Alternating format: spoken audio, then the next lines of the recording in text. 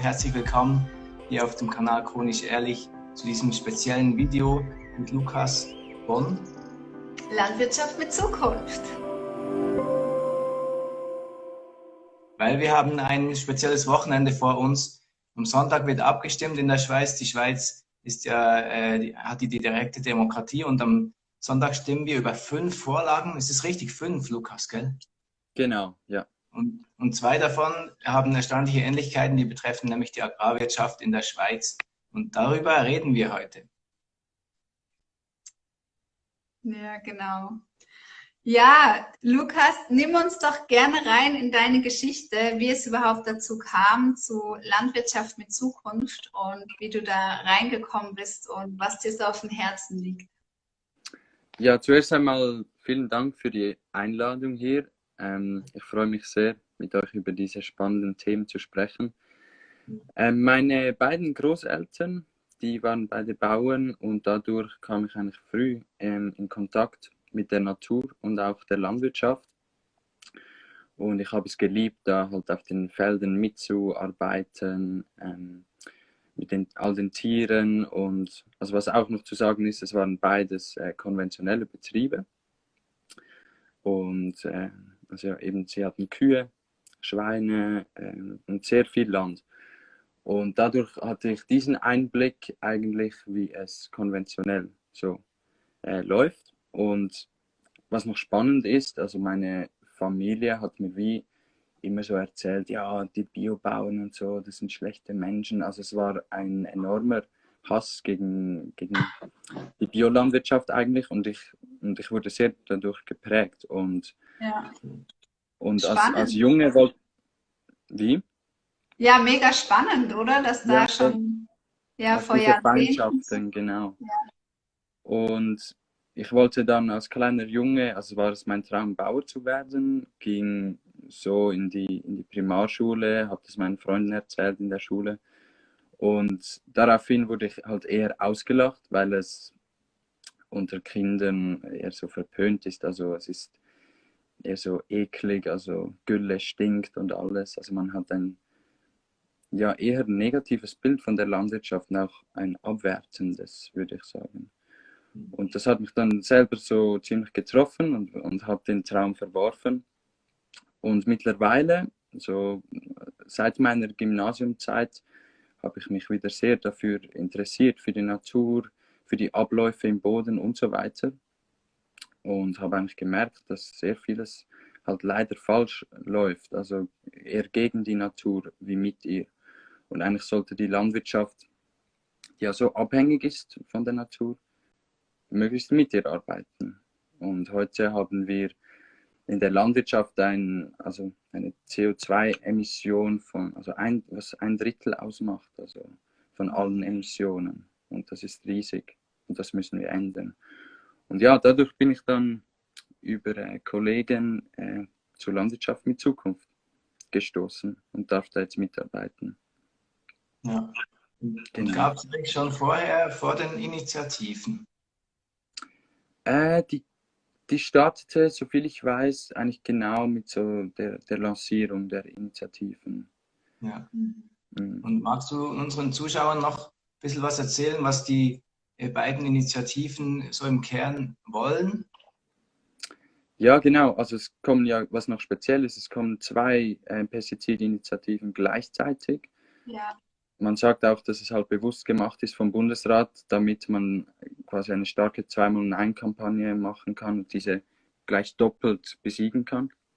Mhm. Und zum einen gibt es da die Trinkwasserinitiative und im Kern sagt die eigentlich, dass die Pestizide unser Trinkwasser, also unser Grundwasser, sehr schädigen und belasten und es gibt wissenschaftliche Belege dafür, dass die Grenzwerte an sehr vielen Orten überschritten sind und dass in der Schweiz über 1 Million Menschen Trinkwasser trinkt, wobei die Grenzwerte überschritten worden sind. Also jeder 8. Mensch trinkt quasi im Moment Trinkwasser, das man eigentlich nicht trinken sollte. Und in der Schweiz heißt es ja aber immer, so wir haben das beste Trinkwasser und alles. Und ja, das kann man so in Frage stellen, wenn man diese Fakten sieht.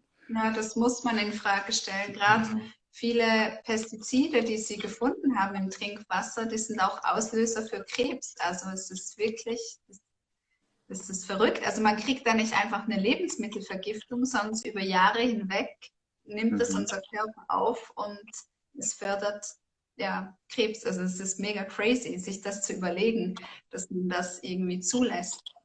Ja, voll. Und ich glaube auch, was das große Risiko ist, dass diese Folgeschäden, also das kann man halt nicht genau sagen, wann die Menschen wirklich krank werden, oder also es gibt jetzt schon Kranke, aber so, dass es wie so schleichend ist, also im Hintergrund auch. Und wenn man das über Jahre konsumiert, dann ja, kann man sich ausmalen, was dann passieren wird mit unserem Körper.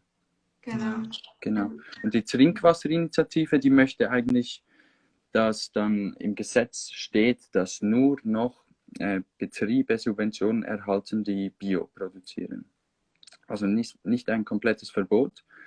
Was auch noch ein Bestandteil davon ist, dass das Import, das Futter, dass man das eigentlich stoppen kann und nur noch Futter für die Tiere in der Schweiz selbst produziert wird.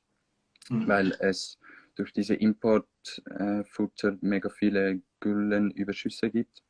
Ja. Und mit dem Nitrat, was sich dann in unserem Körper zu Nitrit umwandelt, genau, und auch sehr schädlich ist. Und was noch weiter dazu kommt, ist auch, dass Antibiotika nicht mehr prophylaktisch eingesetzt werden darf. Also Das ist auch so verheerend, wenn man denkt, dass man, ja, wenn man im Notfall ist und dann ein Antibiotikum bräuchte und dann wirkt es einfach nicht mehr, weil wir es die ganze Zeit getrunken haben. Wie bescheuert ist das? Ja. Wir haben ein Video gemacht mit Franziska Herrn, auf YouTube findet ihr das oben in der Infobox.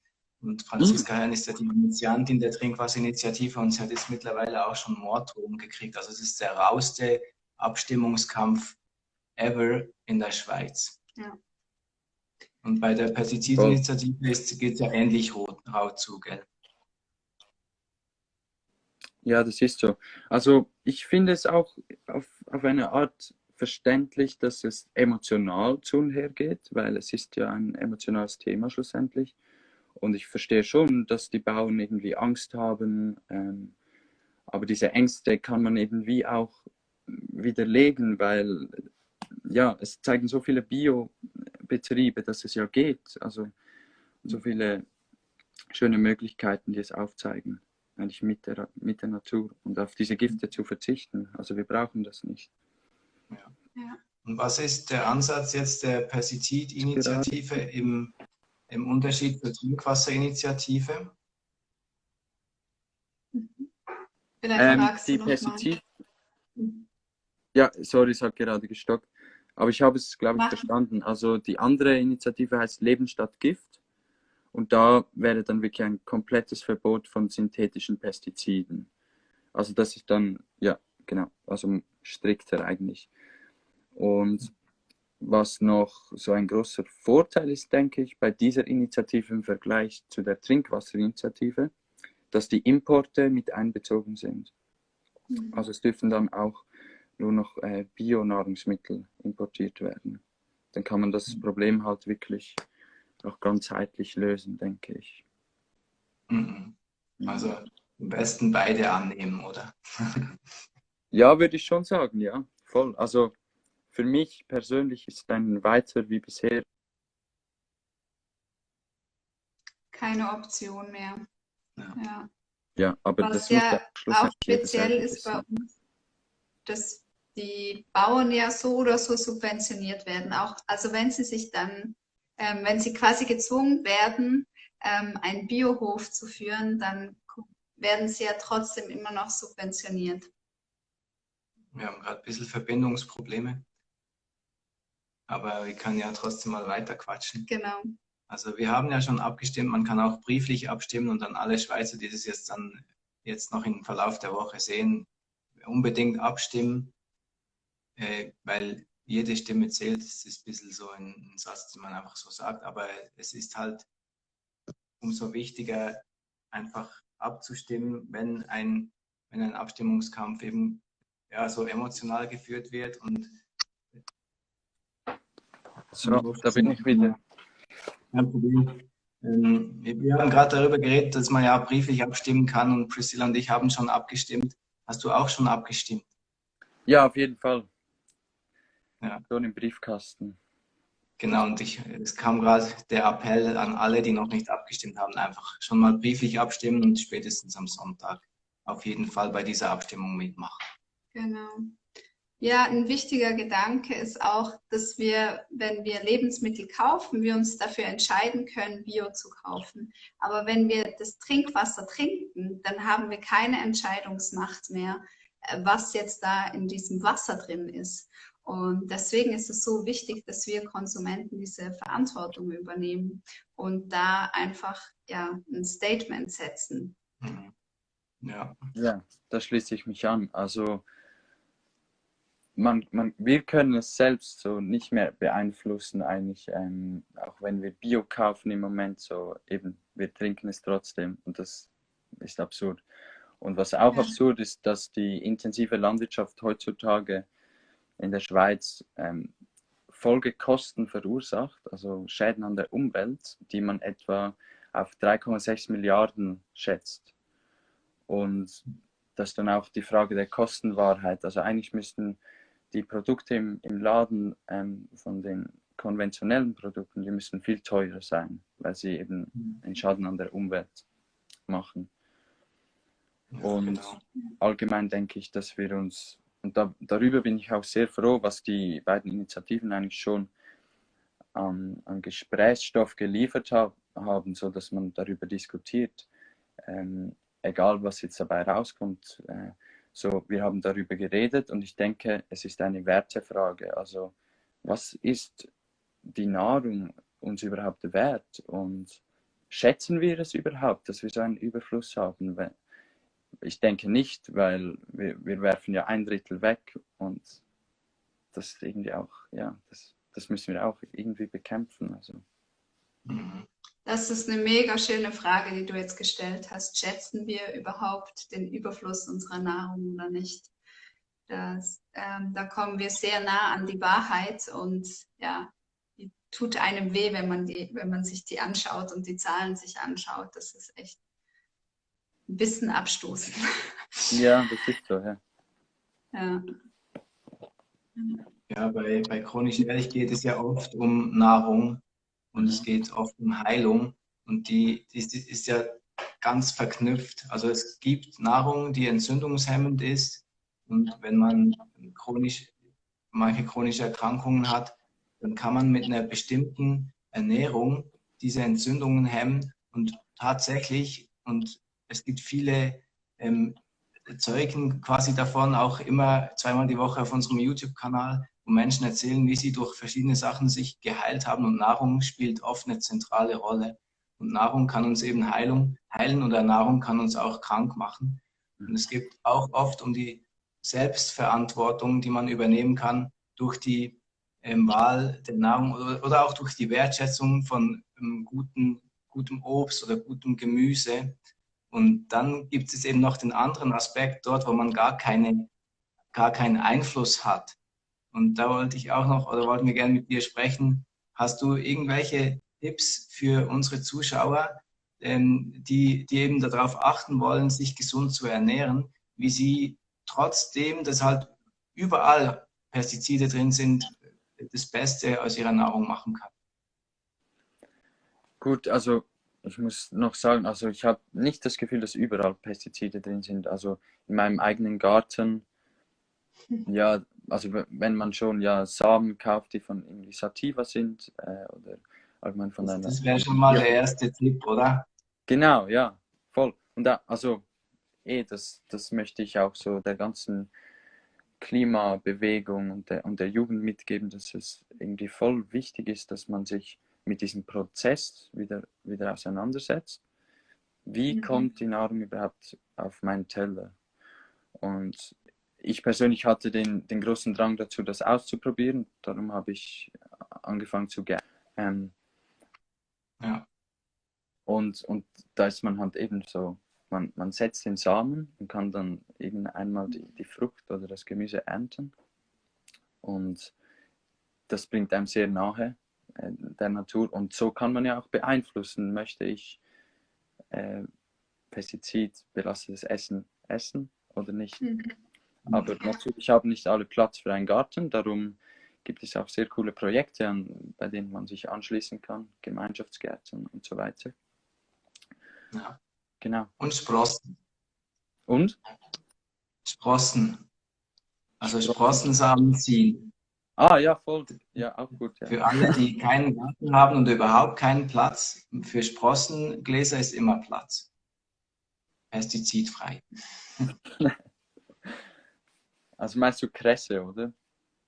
Ja, jetzt zum Beispiel, aber alle möglichen Sprossen. Also schon, ja, Kresse ist jetzt vielleicht ein bisschen, ja, das ist basic, aber man kann ja alle möglichen Sprossen. Was haben wir? Sind deine Lieblingssprossen? Alfalfa, Buchweizen sind meine.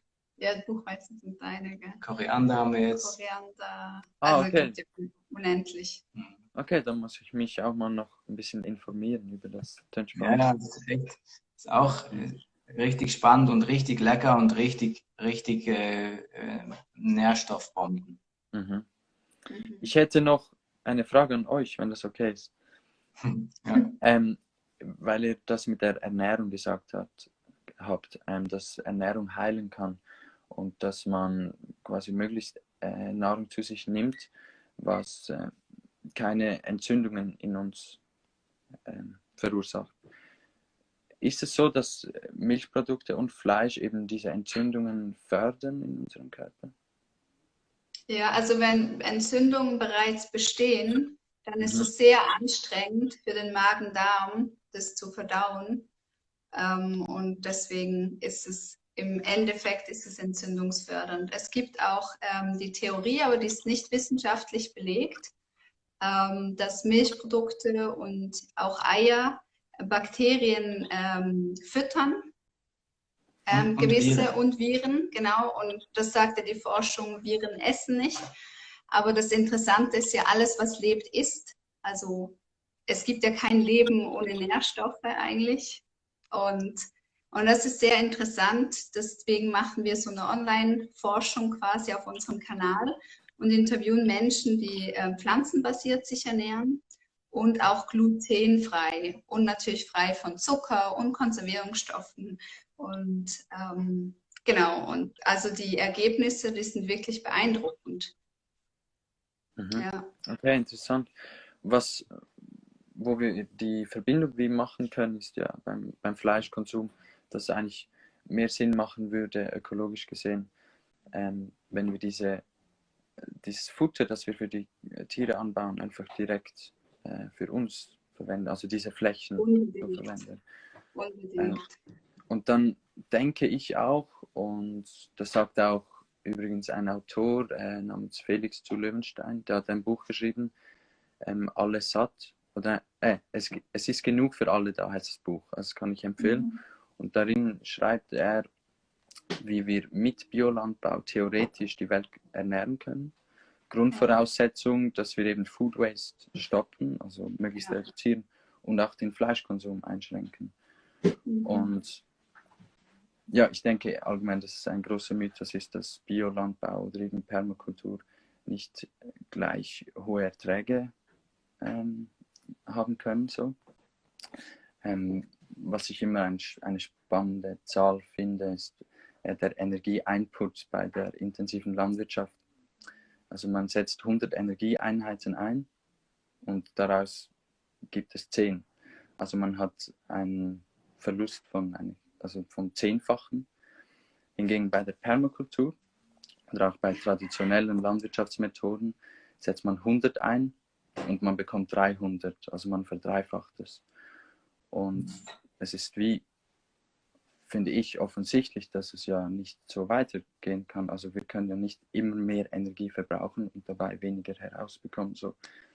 Darum müssen wir dringend Kreisläufe erschaffen in der Landwirtschaft, in der Wirtschaft allgemein. und uns ja vor allem auch als Teil von diesem Ökosystem sehen. Wir sind ja nicht Genau. getrennt von der Natur, also wir sind Mhm. genauso Teil von der Natur wie die Tiere, aber nur vergessen das die Menschen sehr oft. Ja. Gerade wenn ich in Städten bin, zieht mich das irgendwie extrem runter, wie fernab die Menschen von der Wahrheit, von der Natur leben so. Mhm. Ja, ich fand das total schön, was du jetzt aufgezählt hast. Also erstens mal wirklich anfangen zu gärtnern und in diesen Kontakt zu treten, zu dem, wie entsteht eigentlich die Natur.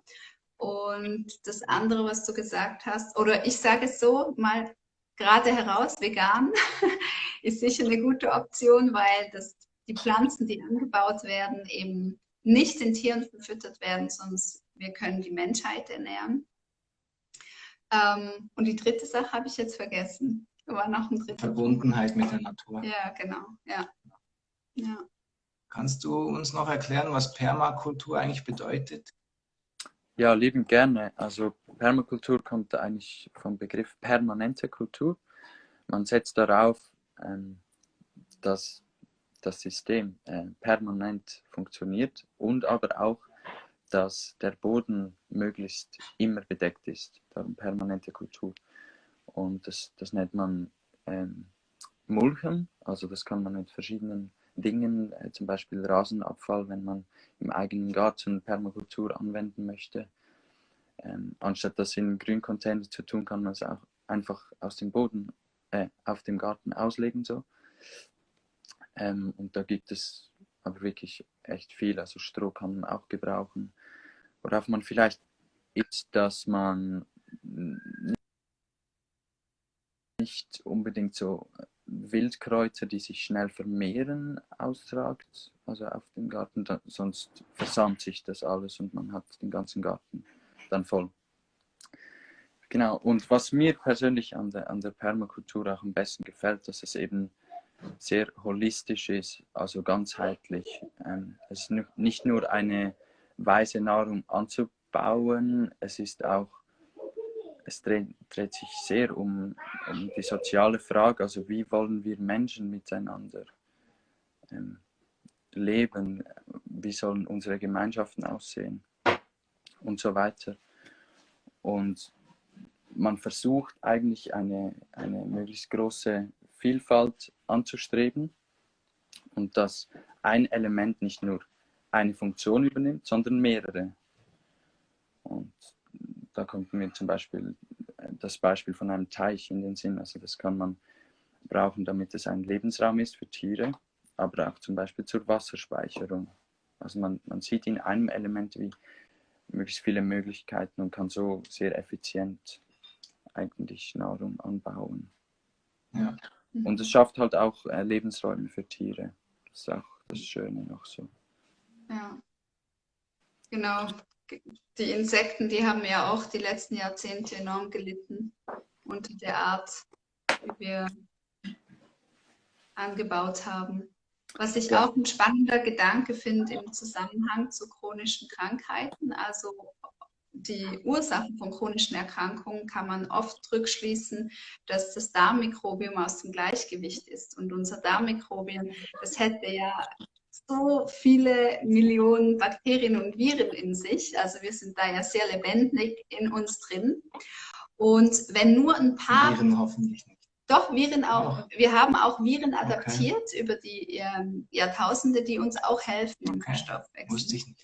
Auf jeden Fall ist es gut, wenn wir da, ja, wenn es da einfach divers ist, wenn eine Diversität in unserem Darm vorhanden ist.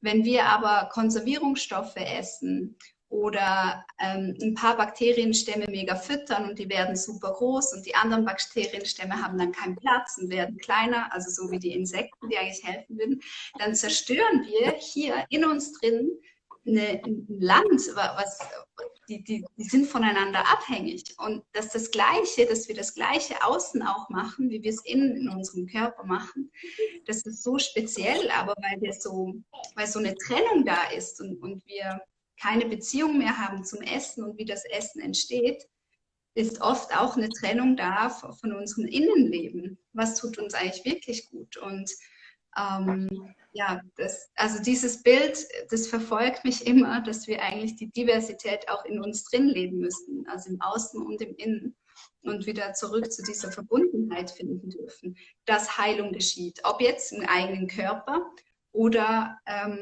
in der Natur. Ja. Sehr spannender Punkt. Also quasi jetzt wird es philosophisch, aber so wie es in uns drin aussieht, sieht es auch draußen aus und umgekehrt. Also voll, das ist ein guter Punkt, den du da erwähnst.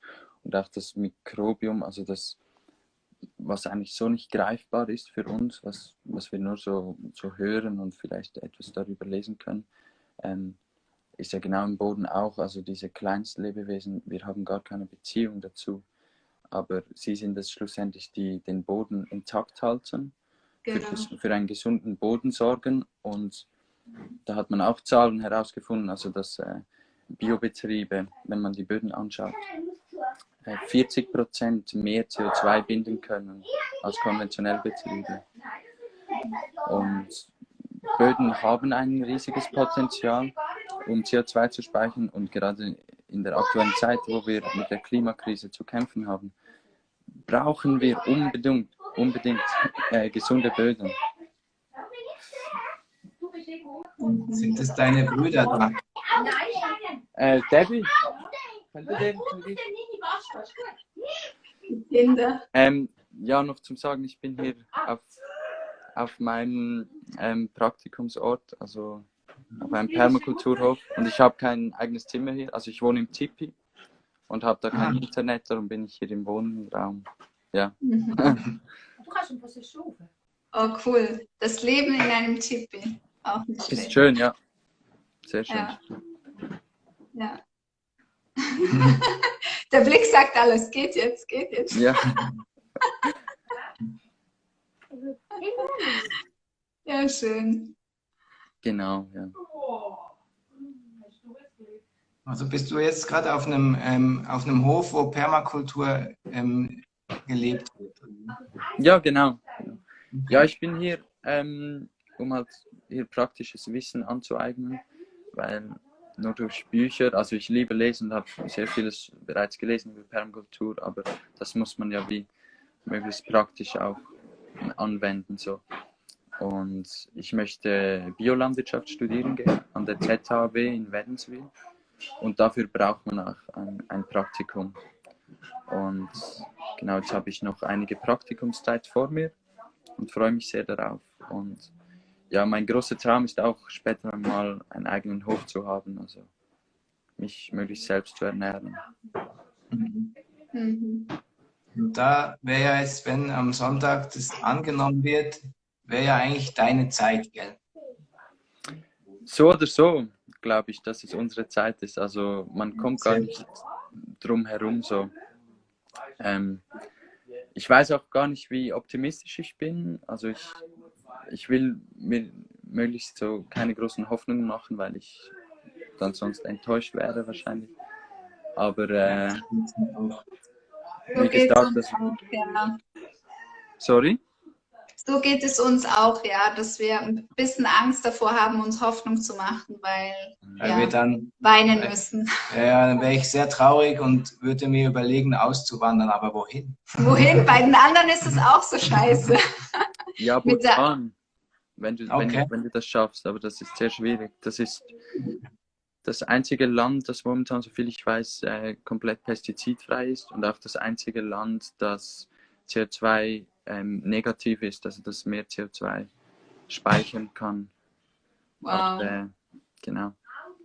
Voll. Okay. Wäre mal interessant herauszufinden, wie es der Bevölkerung von Bhutan geht. Mhm. Es ist das glücklichste Land der Welt, also das kann man nachschauen. Ich weiß nicht, ob das nur durch Umfragen gemacht worden ist, aber auf jeden Fall sagt man, dass das Bhutan das glücklichste Land der Welt ist. So, ich glaube, kein Wunder. Ja, sie vergiften sich nicht freiwillig, ja. Oder freiwillig ist es bei uns auch nicht genau. Ja, was uns so sehr beschäftigt hatte, Jonas und mich, als wir überhaupt das erste Mal von diesen Initiativen erfahren haben, dass es überhaupt so weit gekommen ist. Und es kommt ja einfach immer nur so weit, wenn es um sehr, sehr viel Geld geht. Und hier hat auch gerade jemand geschrieben, ich finde es einfach krass, wie viel Geld da in die Nein-Werbung gesteckt wurde. Und man muss halt auch sehen, dass die Gegenpartei einfach enorm viel Geld hat. Und es ist ähnlich wie die chronisch Erkrankten, die sich mit der Pharmaindustrie auseinandersetzen müssen, ist es eigentlich bei der Ernährung. Wir müssen uns nämlich auch mit einem Konzern auseinandersetzen, der einfach Gift zusammenmanscht und uns davon abhängig macht und uns einredet, dass Leben nur möglich ist, wenn man dieses Produkt braucht. Das wird ja gerade den Bauern so erzählt. Ihr könnt nur so viel erwirtschaften, wenn ihr auch wirklich mit Pestiziden arbeitet. Dass aber das große Geld da einfach in diese Unternehmen geht, das ist krass. Bei uns ist es Syngenta, oder? Und Foneco heißen die. Fenaco, genau. Fenaco, ja. Ja, also wir haben Big Players, ja. Ja, also guter Punkt, den du da noch ansprichst, also die Macht der Konzerne, der Agrarlobby. Und das ist jetzt die große Aufgabe, eigentlich möglichst unabhängig zu werden von diesen großen Konzernen. Und ich sehe hier auch noch, so schreibt, ist wahrscheinlich ein Bauer, also irgendwelche Kommentare, weil er sich angegriffen fühlt. Und was mir noch wichtig ist, so, es geht überhaupt nicht gegen die Bauern. So, wenn man von einem Feind überhaupt reden kann, wobei ich eigentlich nicht so Fan davon bin, dann ist es die Agrarlobby, wenn dann. So. Und ich glaube, die merken im Moment sehr, dass ihr Geschäft in Gefahr steht und die sind nervös, also das merkt man. Und sie wissen auch so, dass sie das nicht für immer so halten können. Und was mega wichtig ist, dass man jetzt eben, und das versuchen wir auch bei Landwirtschaft mit Zukunft, irgendwie diese Verbindungen von Konsumenten und Konsumentinnen zu den Bäuerinnen und Bäuern wiederherzustellen. Ja. Dass es nicht das Gegeneinander ist, das stetige so, ja, ihr seid schuld, weil ihr nicht Bio kauft oder ihr nicht regional einkauft, sondern dass man da irgendwie gemeinsam Lösungen findet. Und ich glaube auch, dass es wichtig sein wird, dass man möglichst so zu einer kleinbäuerlichen Landwirtschaft, so gut wie es geht, zurückgeht. Und ja, nein, das ist alles, was ich sagen wollte. Ja, genau. Dann, ich würde sagen, stellt gerne noch Fragen, wenn ihr noch was wissen wollt. Eine kam gerade noch rein. Ist Permakultur immer biologisch?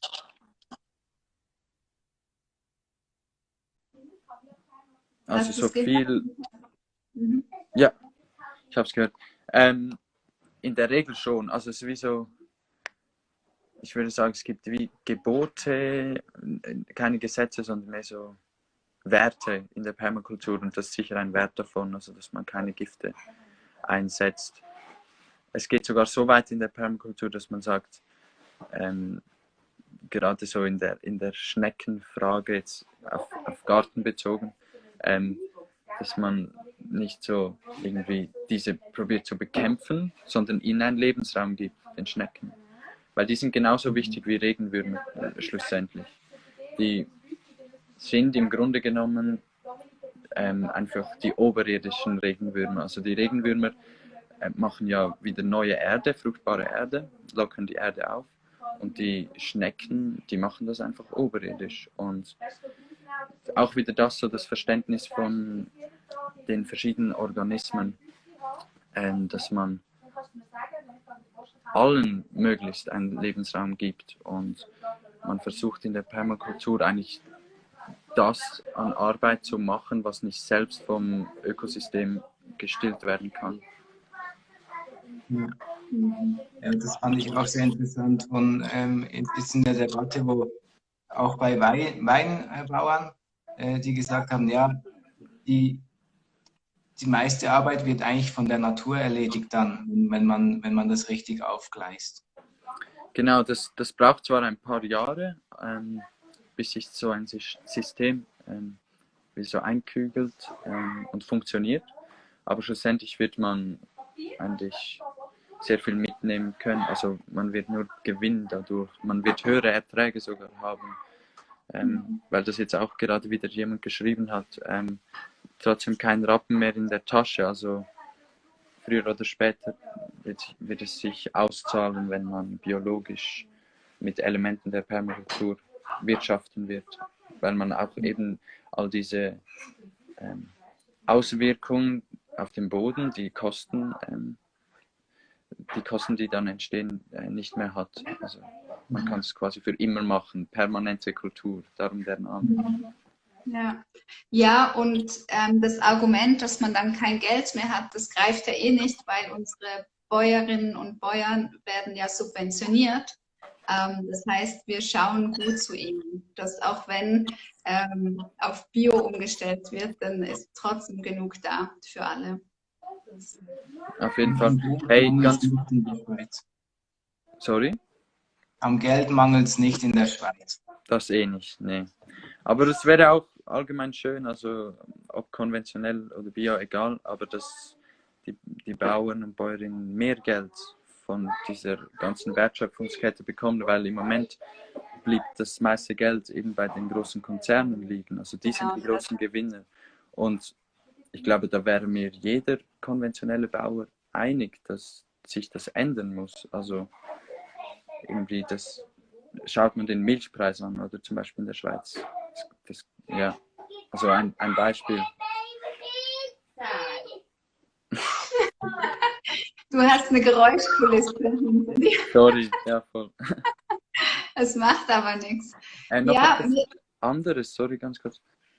Gesehen, dass ich nur noch so 2% Akku habe und ich ja eben das Handy nicht laden kann. Ja, dann machen wir ganz schnell. Was sind noch eure Pläne für bis zur Abstimmung von Landwirtschaft mit Zukunft? Also ich bin gerade noch an einem Video dran, das wir am Samstag war es in Bern aufgenommen haben. Also ich persönlich werde das noch machen und so ein letzter Aufruf, um abzustimmen zu gehen. Und sonst weiß ich eigentlich gar nicht genau. Also wir sind halt in der Schlussphase. Die meiste Arbeit ist eigentlich getan.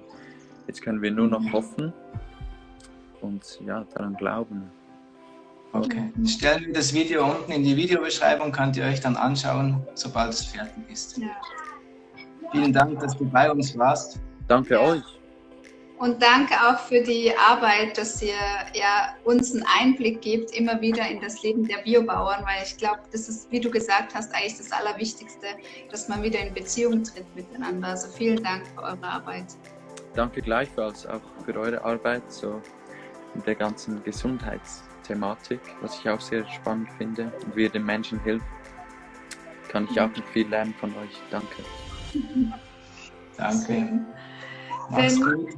Ein Gruß an deine Familie im Hintergrund und Gastfamilie, genau. Ciao. Tschüss.